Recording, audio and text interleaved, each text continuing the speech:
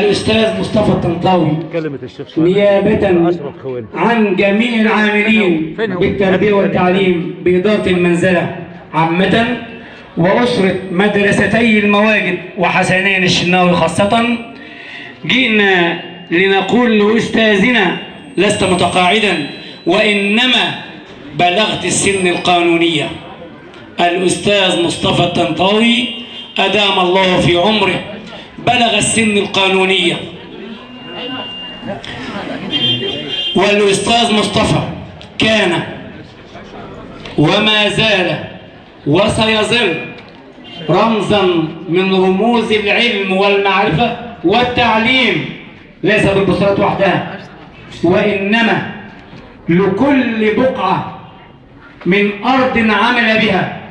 إنه الأستاذ مصطفى الطنطاوي كان وما زال وسيظل رمزا للعطاء والمحبة والوفاء والإخلاص وجميع الصفات الحميدة.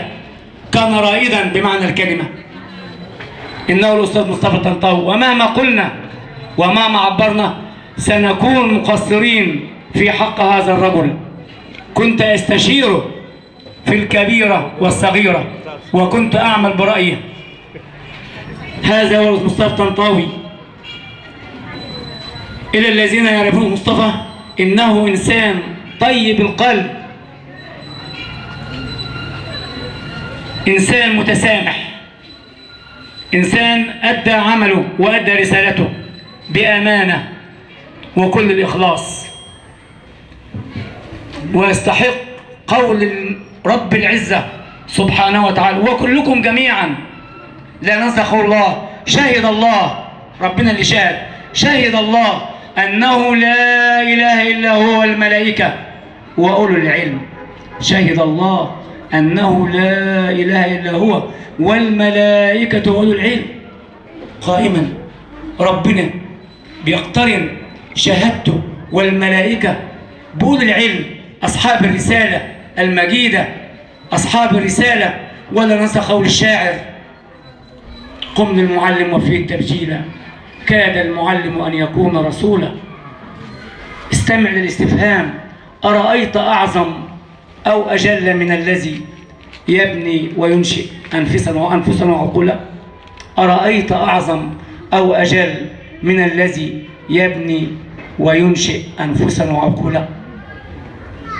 فعلينا جميعا أن نؤدي الرسالة، لأن الله هو الوحيد الشاهد على رسالتنا إلى جميع عامة التربية والتعليم. أذكركم وأذكر نفسي بقول ربنا سبحانه وتعالى: وآخر ما نزل من القرآن: واتقوا يوما ترجعون فيه إلى الله ثم توفى كل نفس ما كسبت وهم لا يظلمون.